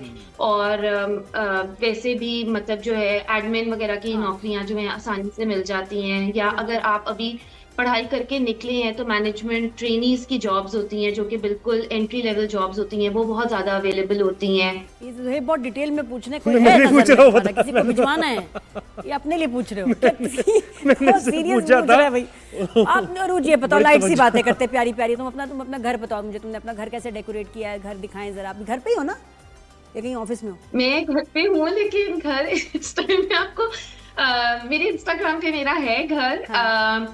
लेकिन जो है घर मेरा, मुझे कलर्स बहुत अच्छे लगते हैं तो मेरा न्यूट्रल तुम्हारा आज तुम जहाँ बैठी भी हो ना, ऑफिस ऑफिस से लग रहा है, सफेद दीवार, पीछे कोई फर्नीचर कुछ नहीं, लाइटें शाइटें नजर आ रही हैं, हमारे घर ही में नजर आ रहा है। हम कैसे झांके भाई आज साफ नहीं है घर, आज नहीं है साफ। आज साफ नहीं, कोई बात नहीं, वो हमें मसला नहीं है, बस हम थोड़ा सा फील लेना चाह रहे हैं। दिखा दे भाई उरूज, घर की के कैसा नादिया खान आपसे कह रही हैं आप दिखा दें थोड़ा सा। माशा चला चार्टर्ड अकाउंटेंट है, इसका तो महल होगा वहाँ। अच्छा नहीं क्या महल होगा। नहीं है तो हो जाएगा इंशाल्लाह, ऐसी FBR नहीं आ रहा बात है। इंशाल्लाह। और लेकिन नहीं, घर मेरा वैसे न्यूट्रल नहीं है, मैंने ब्लू सोफाज रखे हुए हैं घर में और ग्रीन मेरी चेयर्स हैं, और मैं थोड़ा सा जो है पाकिस्तान का टच भी रखती हूँ घर में। मैंने सुना है, तो अब तुमसे ही सुना है तो अभी सुना देखा नहीं लेकिन सुना है। लेकिन शौक है वैसे रोज घर सजाने का, चीजें नई नई लेके आनी घर के लिए। रमजान की कोई स्पेशल डेकोरेशन की है तुमने? जी बहुत शौक है रमजान की डेकोरेशन। मैं आपको थोड़ी सी दिखा सकती हूँ। तो अगर हो गई झांकने में काम, एक जर्नलिस्ट की तरह आपने हो ही जो गई, अपना कैमरा घुमा ही दिया रूज ने, देखिए रूज का घर प्यारा सा। आपको कैसे नजर आएगी, बट जो है मैं थोड़ी सी आपको दिखा सकती हूँ। यार पता है यूके वाली फील आ रही है, लगे पीछे तो ब्लर आ रहा है, लेकिन ब्लर आ रहा है पीछे, बाहर देख रहे हैं थोड़ा सा। हाँ जी, मैं ये तुमने पोर्ट्रेट मोड पे कुछ इसको क्या किया, थोड़ा ब्लर हो गया। हाँ जी, मैं जो हूँ बैकग्राउंड इफेक्ट अपना खत्म कर रही हूँ। तो ये जो है हमारा थोड़ा सा बैकग्राउंड कॉर्नर है रमजान करीम का, जिसके तो दैट इज इट जो कि हमने बस किया है रमजान का। लेकिन जो होता है तो बाकी जो है यहाँ पे आई एम सॉरी मैं चल रही हूँ, कोई बात नहीं, आपके सेगमेंट ब्रेक में मैं भी काफी वॉक कर लेती हूँ, कोई मसला नहीं, अच्छी बात है, वॉक करनी चाहिए। और अच्छा पता नेचुरल सा लगता है, वरना लगता है ऐसे मतलब ना सेगमेंट कुछ बोर सा लगता है, मुझे तो ऐसे अच्छा लगता है। अच्छा हाँ, आप मुझे बताओ कि रोज तुम्हारा क्या कैसा जो कंटेंट है उसमें सबसे ज्यादा वीडियोस कौन सी देखी जाती हैं जिसके मिलियंस में व्यूज आए हो? कौन सी ऐसी वीडियोस? मेरी ज्यादातर जो होती है मेरी ट्विनिंग वीडियोस मेरी बेटी के साथ, तो मुझे बहुत शौक है कि उसके साथ मैचिंग कपड़े में पहनूं। तो वो मैं हर ईद पे हर वक्त हमारी कोशिश होती है कि हम एक जैसे जो है कपड़े में, अगर वेस्टर्न कपड़े होते हैं तो मैं फिर कोशिश करती रहती हूँ कि मिलते जुलते कपड़े कहीं ना कहीं से मैं ढूंढती रहूँ, और दो एक ब्रांड से अगर नहीं भी मिलते तो कलर स्कीम सेम हो या कुछ हो, तो वो मेरी जो होती है बहुत ज्यादा चलती है वीडियोस या पोस्ट। और दूसरी मेरी होस्टिंग की जो वीडियोस होती हैं वो बहुत मुझे आप यकीन करो ज़ुहैब भी मेरे साथ बड़े मैचिंग कर रहे होते हैं कपड़े। हालांकि जरूरत नहीं है, मतलब लेकिन मैं वही देखी ना, ये तो अब वो माँ बेटी अपना कर रहे हैं मैचिंग तो ठीक है, उसको मैचिंग करने की क्या जरूरत है? हम तो 3 दफा इन्होंने कपड़े चेंज किए, नादिया येलो पहन रही है, मैं भी उसके साथ मैच कर लेता हूँ, तो हमारे यहाँ भी ये चलता है। तो हम भी ट्विनिंग कर रहे हैं। बस सुन लें आप नादिया की बात, मैं आपको क्या बताऊं, मैं क्या बताऊं आपको, सुन लें आप। हाँ, हम भी ट्विनिंग कर रहे हैं, तो नहीं, वेरी नाइस, ये अच्छी बात है। पता है लोग पसंद भी करते हैं, आई थिंक फैमिली मेंबर्स के साथ। ये भी मुझे लग रहा है कि आप पाकिस्तान से कपड़े मंगाती हैं ज्यादातर, जो ईस्टर्न वेयर। जी, पाकिस्तान से भी मंगवाती हूँ, लेकिन अब तो यहाँ पे भी इतने सारे ब्रांड्स खुल गए हैं पाकिस्तानी, तो अब काफी आसानी हो गई है, यहाँ से भी कपड़े मिल जाते हैं। ऑल्दो बच्चों के ईस्टर्न कपड़े या देसी कपड़े थोड़े मुश्किल होते हैं मिलने, लेकिन अब ये है कि काफी बेहतर हो गया है, काफी ब्रांड्स यहाँ अवेलेबल हैं, तो ईद वगैरह के भी अब आसान हो जाती है। और यहाँ पे अब एग्जीबिशंस भी बहुत ज्यादा लगती हैं, तो वहाँ पे भी बहुत सारे डिजाइनर्स आते हैं, जिससे मतलब आसानी हो जाती है। जबरदस्त, तो लाइफ अच्छी चल रही है माशाल्लाह। कोई आपको मुश्किलात, कोई ऐसा टाइम जब आपको पाकिस्तान बहुत याद आता है उरूज? सबसे ज्यादा तो ये रमजान, ईद, इस तरह के मौकों पे आता है, क्योंकि जाहिर है यहाँ पे इतना ड्राई होता है सारा कुछ, और आप काम भी उतने ही वही आवर्स अपने कर रहे होते हैं जो यूजुअल होते हैं, और मतलब इफ्तारियां उस तरह नहीं होती। फैमिली को मिस करती है, सबसे फैमिली को मिस करती है, बिल्कुल फैमिली को मिस करते हैं। क्या बात है कि यहाँ तो आप ऐसा करें उरूज, फिर आप होस्टिंग भी करती हैं, तो जाने रमजान में ब्रेक ले लें आप, हम देखते हैं आपकी जी जरूर। चलें ब्रेक का टाइम हुआ जी, करके बताओ। ओके, थैंक यू, अल्लाह हाफिज। नहीं आपको जहाने रमजान में ब्रेक लेना है। जहाने रमजान में मिलते हैं ब्रेक के बाद। ओह अच्छा, कि वेरी जी जी क्या परफॉर्म करें हम? जी, जहाने रमजान में मिलते हैं ब्रेक के बाद।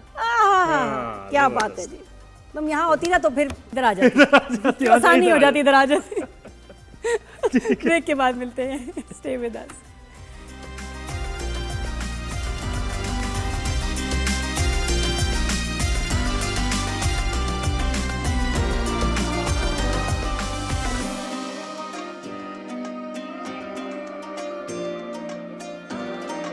WHO ने यह खबरदार किया है कि अगर अमेरिका की जानिब से पोलियो खात्मा प्रोग्राम के लिए इमदाद बंद रही तो इससे पोलियो के खात्मे की मुहिम में संगीन मुश्किलात दरपेश हो सकती हैं और पोलियो दोबारा से पाकिस्तान में फैल सकता है। तो इस खबर ने ज़ाहिर तशवीश सबके जहनों में हो गई है। तो हम इस पर ज़रा मजीद जानेंगे।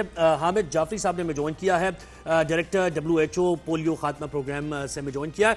बहुत शुक्रिया डॉक्टर साहब, आपने हमें वक्त दिया। सबसे पहले ये बताइए कि ये जो जिस खदशे का इजहार किया उसकी बेसिस बुनियाद क्या है, यानी ये एड अभी चल रही है और ये खत्म होने वाली है, क्या हालात वाक़यात आप देख रहे हैं ऐसे जिस पर आपने ये खबर आई है? यहाँ देखिए, जो कि आलमी सतह पर जो पोलियो रेडिकेशन का प्रोग्राम है उसको अमरीकी हुकूमत की तरफ से जो पैसा आता है वो उनके 2 इदारों के जरिए आता है। एक तो US centre for disease control है और दूसरा जो है वो USAID है, जैसे कि आपने फरमाया। इसका बेशतर हिस्सा US centre for disease control के जरिए आता है और CDC जो है वो एक टेक्निकल इदारा है, तो वो हमारे बड़े स्ट्रॉन्ग टेक्निकल पार्टनर्स भी हैं। उनके स्टाफ इन्वॉल्व हैं स्ट्रेटेजिक प्लानिंग में, टेक्निकल असिस्टेंस के अंदर, उनके कंसल्टेंट्स भी पाकिस्तान में काम करते हैं। तो इसका इस पैसे के खात्मे का असर जो है वो खाली पैसे ही तक नहीं है, बल्कि उस टेक्निकल रिलेशनशिप का भी है जो कि CDC के साथ जो है एक पाकिस्तानी सतह पे और एक आलमी सतह पे वो जो ग्लोबल पोलियो रेडिकेशन इनिशिएटिव है उसके कोर पार्टनर हैं CDC जो है। और प्रोग्राम का तकरीबन 14% जो कि फंडिंग आती है बाहर के डोनर से, वो अमेरिका से आती है। तो जब आप इन दोनों चीजों को देखें, टेक्निकल असिस्टेंस को CDC की और जो पैसा USAID और CDC के जरिए आता है, जाहिर है इसका असर प्रोग्राम पे ये होगा कि हमको अब बहुत ज्यादा कॉस्ट एफिशिएंसीज देखनी होंगी और अपने बजट को वहां प्रायोरिटाइज करना होगा उन कामों के ऊपर प्रोग्राम के जिनका असर सबसे ज्यादा जरूरी है।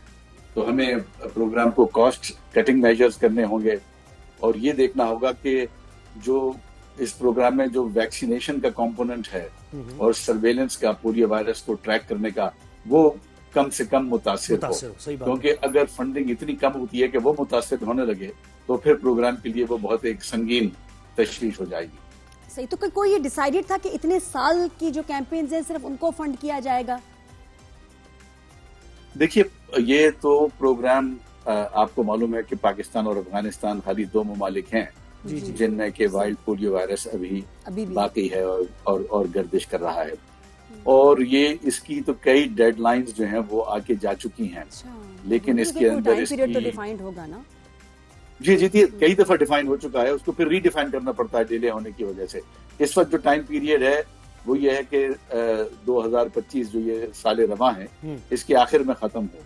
लेकिन अभी पाकिस्तान और अफगानिस्तान पोलियो के एक बहुत बड़े बढ़ाव से अब कमी की तरफ आना उन्होंने शुरू किया है इस साल के शुरू से। लेकिन बलूचिस्तान और केपीके में केसेस रिपोर्ट हो रहा है। जी लेकिन डॉक्टर साहब अभी तक ये नहीं पता चला कि ये आपने दोबारा जी उसको सवाल पूछा था, आपने पूछ रहे हैं? नहीं, मैं सवाल अभी पूछेंगे। जी मैं ये पूछना चाह रहा था डॉक्टर साहब कि अभी ये एड अभी है, जारी है, ये बंद हो सकती है? आप कह रहे हैं 2025 के बाद ये बंद हो जाएगी, या फिर जैसे पहले होता रहा कि दोबारा से क्योंकि खत्म नहीं होगा पोलियो तो वो दोबारा इधर सीडीसी आपको एड फराहम करता रहेगा? देखिए, टेक्निकल असिस्टेंस तो फिलहाल मुलतवी है, नहीं आ रही सीडीसी की तरफ से, जो कि उनकी जो स्ट्रेटेजिक और टेक्निकल असिस्टेंस है। टेक्निकल यानी वजाहत थोड़ी सी इसकी करें, इसको एक्सप्लेन करें, टेक्निकल असिस्टेंस क्या होती है? देखिए, ये जो कि उनके जो टेक्निकल एक्सपर्ट्स हैं सीडीसी के, वो WHO और यूनिसेफ और गेट्स फाउंडेशन के काम करते हैं ग्लोबल पोलियो एरेडिकेशन इनिशिएटिव में। पाकिस्तान में भी वो अपनी राय देते हैं और अपनी उनके लोग भी, उनके कंसल्टेंट्स भी काम कर रहे हैं पाकिस्तान के पोलियो एरेडिकेशन प्रोग्राम के अंदर। उनका एक फंडेड प्रोग्राम है एंड स्टॉप के नाम से, वो भी पाकिस्तान में चल रहा है। तो अभी USAID की फंडिंग तो बिल्कुल बंद हो गई है। अच्छा। और CDC की फंडिंग जो है वो इस वक्त एक रिव्यू प्रोसेस में गुजर रही है, उसका ये नहीं पता कि वो कब तक चलेगी कब तक नहीं चलेगी। तो टेक्निकल असिस्टेंस तो जा चुकी है, लेकिन अब हम प्रोग्राम के अंदर ये देख रहे हैं कि अगर CDC की फंडिंग बिल्कुल खत्म हो जाती है तो उसके लिए हमारे पास क्या ऑल्टरनेटिव्स हैं और उसको किस तरीके से मैनेज करेंगे। और ये कितने सालों से ये एड चल रही थी? ये तो चल रही है प्रोग्राम के शुरू से। 1988 में जब प्रोग्राम शुरू हुआ है पोलियो, ग्लोबल पोलियो एरेडिकेशन, मतलब तब तक भी इतने सालों में, बल्कि डेकेड्स में भी अगर खत्म नहीं हुआ तो कब खत्म होना? वो भी कहते होंगे यार कि क्यों नहीं खत्म हो रहा, और हो जाना चाहिए था, फिर भी हमारे यहाँ कुछ केसेस आ जाते हैं।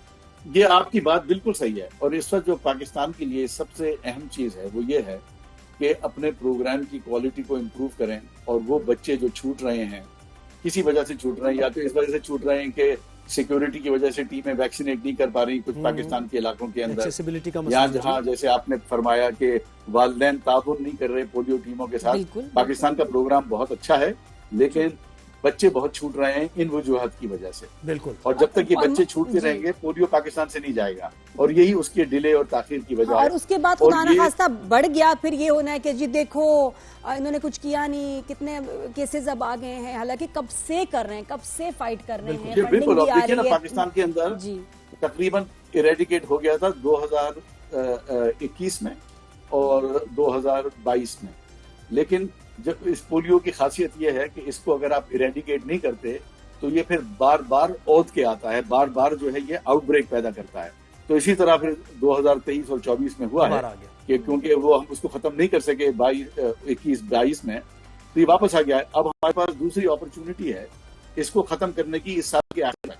लेकिन उसको खत्म करने का यह है कि ये सारे बच्चे जो अभी छूट रहे हैं उन तक टीमें पहुंचे और उनको वैक्सीन इंटरवल्स हैं, उस पे डोज भी हो रहे हैं। डॉक्टर साहब एक चीज और, जब भी हम पोलियो की बात करते हैं तो ये सवाल जरूर करते हैं और बताते हैं कि ये जरिए भी ये फैलता है, तो हमारा तो प्रॉब्लम नकासी आपका मसला ऐसा है, आप देखते हैं कि वो लाइंस हैं वो ड्रिंकिंग वाटर के साथ उन लाइंस में मिली हुई हैं, उसकी वजह से घर घर चला जाता है ये सैंपल। तो ये तो प्रॉब्लम हो जाएगी जब तक इसे सॉर्ट आउट नहीं करेंगे हम। देखिए, ये सूएज में तो पोलियो वायरस इस वजह से मिलता है कि जो इन्फेक्टेड लोग हैं वो इसको अपने स्टूल में एक्सक्रीट करते हैं। इस वजह से ये एक टेस्टिंग का तरीका है असल में। तो लेकिन मुझे लगता नहीं कि फैलने की ये वजह है। I don't think so. अच्छा, हाँ, एग्जैक्टली, आप सही फरमा रही हैं। तो इसी तरह से जो कि और दुनिया के ममालिक हैं, मसलन हिंदुस्तान है और जगह हो जहाँ के सूएज की प्रॉब्लम पाकिस्तान से भी ज्यादा खराब है, वो भी वैक्सीनेशन की करने से इसका खात्मा कर चुके हैं। तो अगर असली वजह पाकिस्तान में पोलियो के रहने की और टिकने की यही है कि बच्चे छूट रहे हैं, सारे बच्चे कैंपेन्स में वैक्सीनेट नहीं हो रहे, जब तक कि वो बच्चे छूटते रहेंगे पोलियो पाकिस्तान से खत्म और नहीं ये होगा। बर्थ कंट्रोल भी तो कहते हैं नहीं ना हुआ, गॉड फॉरबिड, थोड़ा सा डरा भी दें, क्योंकि हमें डर जो है ना समझ आता है, डर से ही तो समझते थोड़ा सा डरा के बताएं असली बात जो, और जो देखिए, सही मैं भी डरा के है बताता हूँ कि अगर ये नहीं प्रॉपर्ली इरेडिकेट हुआ और आपकी फंडिंग भी रुक गई तो अगले साल से क्या हो सकता है बुरा हमारे लिए? देखिए, पाकिस्तान जो है वो 3 तरह की कीमतें अदा कर रहा है इस प्रोग्राम के अंदर। एक कीमत तो ये है वो बच्चे जिनको पोलियो का परमानेंट फालिज हो रहा है, और अगर ये प्रोग्राम किसी वजह से नाकाम रहा लॉन्ग टर्म में, तो पाकिस्तान में फिर कई साल में वो सिचुएशन हो जाएगी जो इरेडिकेशन से पहले थी कि 20,000 केस सालाना होते थे, जबकि हमारी आबादी इस वक्त की आबादी से कम थी। और पाकिस्तान फिर एक सोर्स बन जाएगा पूरी दुनिया में पोलियो के फैलाव का, जिससे कि पाकिस्तान इतनी तेजी से यानी ये फैलता है। ऑलरेडी वो सर्टिफिकेट मांग रहे हैं जब आप ट्रैवल करते हैं कि एयरपोर्ट पे चेक करते हैं आपका, जो मानते हैं एग्जैक्टली इसीलिए मानते हैं कि पाकिस्तान एक सोर्स ना रहे पोलियो के फैलने की। एक तो ये हो गया बच्चों का फालिज पाकिस्तान में और बाहर के ममालिक में, ये बहुत बड़ी कॉस्ट। दूसरा डॉक्टर साहब हुकूमत कर्जे लेके कर रही है ये। जी तो जितना ये डिले होता है उतना ज्यादा महंगा लग रहा है, उतने ज्यादा पैसे लग रहे हैं इस प्रोग्राम के अंदर। तो जितना इसको जल्दी खत्म करेंगे उतनी जल्दी कम पैसे में ये काम हो सकेगा। और तीसरे ये है कि हर साल हमारे कितने जवान और हमारे कितने पोलियो वर्कर जो हैं वो मारे जा रहे हैं पाकिस्तान के अंदर। जी, ऐसे टीम्स जाती हैं ऐसे एरियाज में जहां बड़ा रेजिस्टेंस होती है और शहादत ज़ाहिर शहीद भी हुए हैं पोलियो वर्कर्स हमारे। डॉक्टर साहब एक और चीज जरा आपके तवस्सुस से आप मौजूद हैं, आपकी मौजूदगी का फायदा उठाते हैं हम, ये जो कहते हैं कि बर्थ कंट्रोल की ये वैक्सीन है और इसलिए हम नहीं पिलाएंगे, आपकी फर्टिलिटी को अफेक्ट करता है, इसमें फिर कुछ और है, जरा ये क्लियर सही कर नहीं दें बच्चों डॉक्टर के लिए, साहब, लोग अभी तक इसी उसमें फंसे हुए रेजिस्ट कर रहे हैं। जी देखिए, ये तो जाहिर है कि लोगों में खदशात खामखा में फैलते हैं, और पोलियो वैक्सीन बहुत ही सेफ वैक्सीन है और पूरी दुनिया में इस्तेमाल हो रही है और तमाम मुसलमान ममालिक में इस्तेमाल हो रही है। क्या सऊदी अरेबिया, क्या इंडोनेशिया, क्या ईरान, हर जगह ये वैक्सीन इस्तेमाल हो रही है। इसकी सबसे बड़ी तो मैं आपको ये बताऊं तफसील कि जब पाकिस्तान में प्रोग्राम शुरू हुआ है 1994 में, तो हमारी आबादी जो है वो तकरीबन कितनी 125 मिलियन के करीब हो गई, उससे ज्यादा नहीं थी। और तकरीबन हर साल पाकिस्तान के 99% से ज्यादा बच्चे हर साल ये वैक्सीन के कतरे पीते हैं, इसी वजह से तो पोलियो इतना कम हो गया है। इसी दौरान में हमारी आबादी 125 मिलियन से बढ़ के 250 मिलियन हो चुकी है। तो तकरीबन हर बच्चे ने पाकिस्तान में, जो कि अब जवान भी हो गए हैं, अब उनके माशाल्लाह बच्चे हो रहे हैं, उन्होंने ये कतरे पी रखे हैं। बात सही है, आबादी फिर भी बढ़ रही है, कम तो कोई नहीं हुई। डेटा अपनी जगह मौजूद है इसके लिए, बिल्कुल सही कह रहे हैं। हाँ, वैसे हालांकि हमारे लिए अच्छा ही होता है, थोड़ा सा कम हो जाती है पॉपुलेशन, लेकिन ऐसा कोई सीन नहीं है, हम बहुत तेजी से बढ़ रहे हैं नंबर्स में। डॉक्टर साहब आपने बहुत अच्छी बात की, कब से पी रहे हैं। पोलियो वर्कर्स की जो आपने डॉक्टर साहब बात की, तो गवर्नमेंट को आप क्या कहेंगे? पोलियो वर्कर्स अपनी जान पर खेलकर, और एक नॉमिनल अमाउंट उनको मिलता है, कोई उनकी जॉब सिक्योरिटी, तो क्या उनकी लाइफ की सिक्योरिटी कोई नहीं है, कोई उनको इंसेंटिव्स नहीं है, इस पर क्या कहेंगे आप? देखिए, हुकूमत की कमिटमेंट इस वक्त बहुत ज्यादा है हर प्रोविंस के अंदर और वफाकी लेवल पे भी, और वो बहुत ज्यादा है इस वक्त कमिटमेंट, वो जो कि बहुत अच्छी बात है और जरूरी चीज है। मेरी दरख्वास्त जो है वो इस वक्त वालिदैन से है, कम्युनिटी लीडर से है और रिलीजियस लीडर से है कि ये हर पाकिस्तानी खानदान फैमिली का फर्ज है, माँ बाप का फर्ज है कि वो अपने बच्चों को कतरे पिलाएं, चाहे उन्होंने पहले कितनी दफा भी वो पी लिए हों, चाहे वो उनके अपने डॉक्टर से उनको वो टीके लगवा चुके हों, लेकिन हर बच्चा हर बार कतरा जरूर पीना चाहिए। उसी सूरत से पाकिस्तान में पोलियो खत्म और मुझे ये बहुत अच्छा काम कर रही है। मुझे सर हमारे ये लगता है, फ्रंट लाइन वर्कर्स हमारे हीरोज हैं। जी और हम उनको हर तरह की मराहत दे रहे हैं। उनको उनका जो पर डीएम है, जो उनको डेली अलाउंस मिलता है, वो बढ़ाया गया है।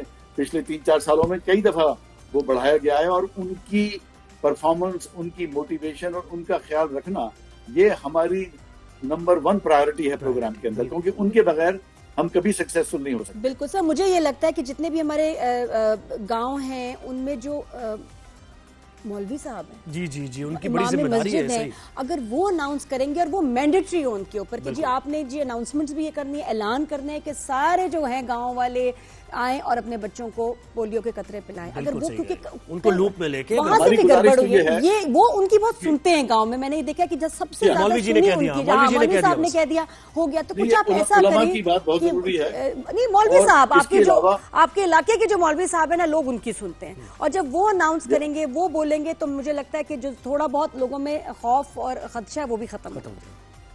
ये आप बिल्कुल सही फरमा रही हैं। और इसके अलावा भी देखिए, कराची है, पेशावर है, जो हमारे बड़े बड़े शहर हैं, उनमें बड़े मसाइल हैं, और उसके अंदर हर गली में देखिए एक मोतबर और बारसूख हजरात जरूर होते हैं, खवातीन होती हैं, हजरात होती हैं, जिनकी लोग बात सुनते हैं।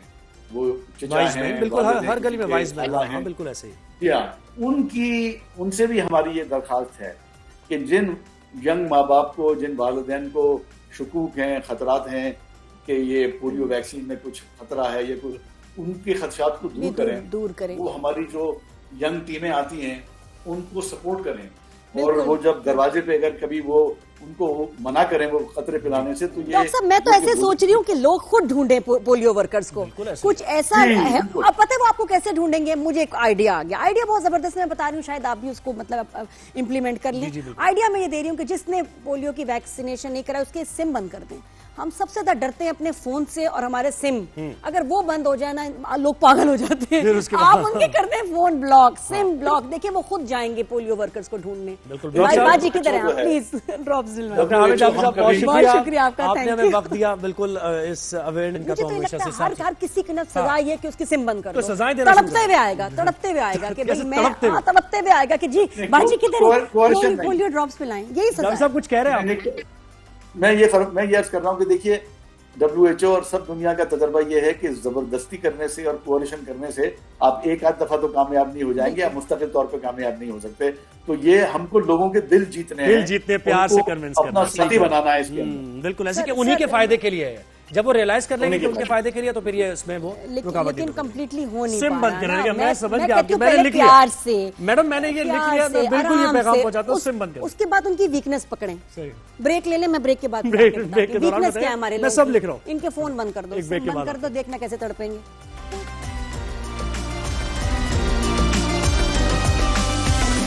जी welcome back after the break. और ज़ुहैब, मुझे इतना चाय की शौकीन है आप? मैं बिल्कुल चाय का शौकीन हूँ, ज्यादा नहीं, लेकिन इफ्तारी के बाद तो खास तौर पे चाय मिलना बहुत जरूरी है। वैसे नॉर्मल डेज में रमजान के अलावा कितने कप आप?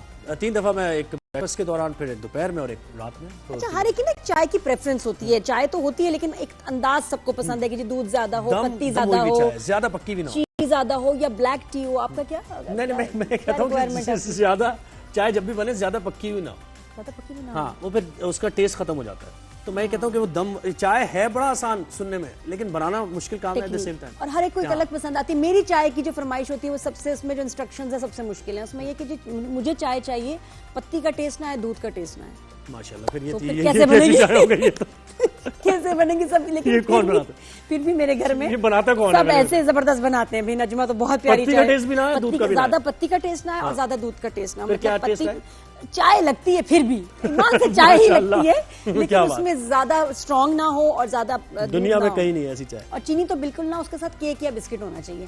तो मैं कहती हूँ, मुझे तो यही लगता है हमारा मशरूब है मशरिक है पाकिस्तान का चाय, खास तौर पे चाय की चाह सबको ज्यादा है। और वो कहते हैं ना कि यार वो नहीं, नशा है, नहीं मिलेगी तो सर में दर्द हो जाएगा। इतने शौकीन है पीने वाले, आपकी सोच है चाय के बगैर काम नहीं होता। 10-12 कप तो ऐसे घटक जाते हैं, ऐसे पता नहीं, चाहिए भी बड़ा कप। जो पीते हैं बहुत ज्यादा पीते हैं, और कि उनको नींद भी आ जाती है उसके बाद, पता नहीं कैसे खाली पेट पीते हैं। और ये हमारा भी लाइफस्टाइल है, क्या लाइफस्टाइल है, चाय हमारे जिंदगी का हिस्सा है। और रमजान में थोड़ा सा डिस्टर्ब हो जाता है, तो फिर उन लोगों का मुझे समझ नहीं आता उनका कैसे गुजारा होता है। सहर और इफ्तार में पीते तो पूछे जी फिर। और अगर हम पी रहे हैं सहरी पे, अफ्तारी पे, जो भी, तो उसका फिर हमारे मैदे पे क्या असर होता है, दिमाग पे क्या असर होता है, कितनी पीनी चाहिए, कब पिए, ये तो अदिया ही बता सकती है। माशाल्लाह सऊदीया से आई हैं, बिल्कुल विजिटिंग। तो आप अस्सलाम वालेकुम अदिया, आप न्यूट्रिशनिस्ट हैं? बात सही सुना मैंने? ये तीसरी दफा आपने, ये कोई शक है? कोई शक है? नहीं, मैंने सुना था ना, मैं कब कंफर्म कर लूं। जी अदिया, तो बताएं कि ये जो हम चाय की बात कर रहे थे कि रमजान में फिर कैसे मैनेज करें अपनी जो चाय की आपको तलब है जी उसको। सबसे पहले तो यही कि बिल्कुल सही बात की ज़ुहैब ने कि ज़्यादा पकी हुई चाय ना, फिर वो उसके जो हेल्थ का भी आपके जो हेल्दी भी होती है तो वो भी आपका उसमें ज़ाया हो जाता है अगर आप उसको ज़्यादा पकाते हैं। सबसे पहले तो प्रेफर की जाती है दम वाली चाय। जैसे पहले हमारी मदर्स वगैरह टिकोजी होती थी, खास एहतमाम होता था, टी सेट होता था और चाय बन के उसको दम पे रखा जाता था और फिर उसके बाद उसको पिया। और ये भी ठीक है कि आपने शुगर और उसका टेस्ट ना आए, साथ में आप समझ रही हैं कि क्या बात कर रही हैं। आप कोई केक रस या कोई भी आप कोई हेल्दी ऑप्शन ले सकते हैं। आजकल तो सीड क्रैकर्स डिफरेंट। अच्छा देखें, सबसे पहले सहरी की बात करेंगे हम कि सहरी पे उठ के ना हमें इस चीज़ का ख्याल करना है कि जब हमारा रोज़ा जैसे अजान के करीब लोग देखा गया उस वक्त चाय का इस्तेमाल कर रहे होते हैं, उस वक्त तो आप बिल्कुल भी नहीं करें। उससे आपको डिहाइड्रेशन हो जाएगी। हाइड्रेशन आपकी तभी मुमकिन है पूरा दिन में रह सकती है जब आप सो के उठे, आपने एक कोई योगर्ट का बोल या कोई भी इस तरह की चीज़ खा के फिर आप बीच में मतलब पराठा या रोटी जो भी आप खा रहे हैं उससे पहले या फिर उसके साथ, जैसे अगर फॉर एग्जांपल अगर आपका 4:30 रोज़ा बंद हो रहा है तो आप 4 बजे चाय पी लें। अच्छा, सहरी से कुछ पहले जी 15-20 मिनट का आप वफा रखें, आधा घंटा हो तो बहुत ही बेहतर। और उसके बाद सहरी करें। उसके बाद सहरी के बाद नहीं चाय पी। जी सहरी के बाद, यानी लोगों को देखा गया पराठा खा रहे हैं बिल्कुल एंड में चाय रखिए ना।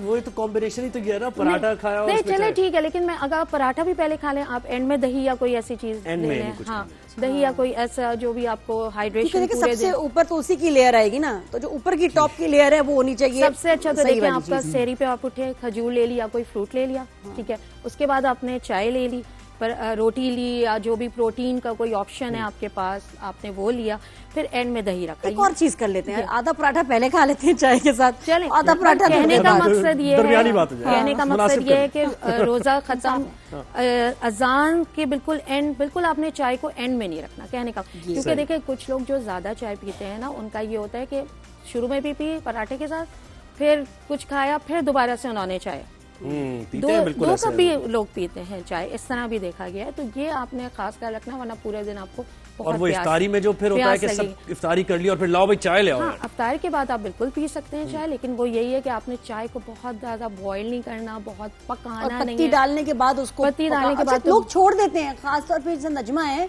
वो पानी पत्ती डाल के ना बाकी काम कर रही है। क्या कर रही हो तुम? नजमा क्या कर रही हो? नजमा ने मिर्चें बिल्कुल सही नहीं बनाई।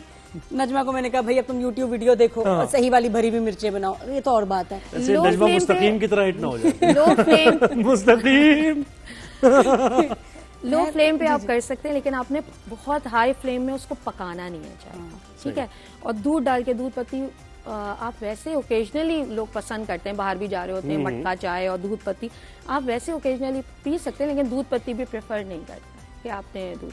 और रमज़ान पे देखें जो लोग ज़्यादा चाय के शौकीन हैं, जो दिन में 5-5, 6-6 कप पीते हैं, उनको रमज़ान से 1-1.5 महीने पहले ही ना थोड़ा रूटीन इस तरह सेट कर लेना चाहिए कि अगर वो 5 कप पी रहे हैं तो वो 2 कप पे आ जाए, 3 कप पे आ जाए। ये छोटी छोटी टिप्स हैं जो हम रमज़ान से पहले ही थोड़ा अपना लाइफस्टाइल हम बेहतर कर सकते हैं। दूसरा मैं चाहूँगी थोड़ा सा आप मेरे अब्बा को डराएं, क्योंकि अब्बा ना सालों से काम कर रहे हैं, चाय की शौकीन है, चाय मंगवाएंगे, गरम गरम चाय आएगी, 2 सिप लेंगे फिर भूल जाएंगे, उसको गर्म करवाएंगे, अब उसको ठंडी करके, हाँ भाई बेटा इसको गर्म करके लाओ, फिर अब्बा सुन रहे हैं आप, please this is for you. फिर दोबारा गर्म चाय होके आती है चाय, फिर वही चाय फिर पीते हैं, फिर गर्म करके लाते हैं, और नहीं ताज़ी नहीं बनानी, इसी को गर्म करके लाओ। और मेरे अब्बा खैर से को 5-6 दफा एक चाय का कप गर्म करवाते हैं, जो मुझे लगता है कि बिल्कुल गलत है। लेकिन चाय गर्म करवाने के बाद तो मैं बिल्कुल तेरे से बोल रही हूँ, आप नहीं सुन रहे शायद अदिया को की बात, वो तो और ज्यादा आपके हेल्थ पे इफेक्ट करेगी। और देखिए कोई भी चीज अगर कोई नुकसानदेह है ना, वो आपको फौरन आपके उसके असरात जाहिर नहीं होते, इस बात का ख्याल। अगर आप कोई भी फॉर एग्जाम्पल एक जंक भी ले रहे होते हैं ना, जंक फूड भी, तो आपको कुछ अरसे बाद 6 महीने साल बाद वो चीज आपकी बॉडी पे इफेक्ट करना शुरू हो जाता है। चाय को बार-बार गर्म करने से सबसे पहले तो एक ये कि अपने बाबा को कहें कि हाँ ये वही वाली चाय और ताजी चाय सबसे अच्छी आसान। 5 दफा तो फिर 5 दफा ताजी चाय बनानी पड़ेगी, 5 दफा भूल जाते हैं। कोई बात नहीं, 5 दफा बना दे, लेकिन उनके सेहत का ख्याल करके वो चाय तो आप बिल्कुल भी ना गरम नहीं, एक दफा भी नहीं गरम करना। अच्छा, हमारे यहाँ रिवाज है माइक्रोवेव में चाय गरम करके कि रख दो, मैं बाद में पी लेती हूँ, पी लेता हूँ, और वो माइक्रोवेव में पड़ी होती है, घुमाया फिर। जो चाय के फवाइद भी है ना वो सब उसमें खत्म हो जाएंगे।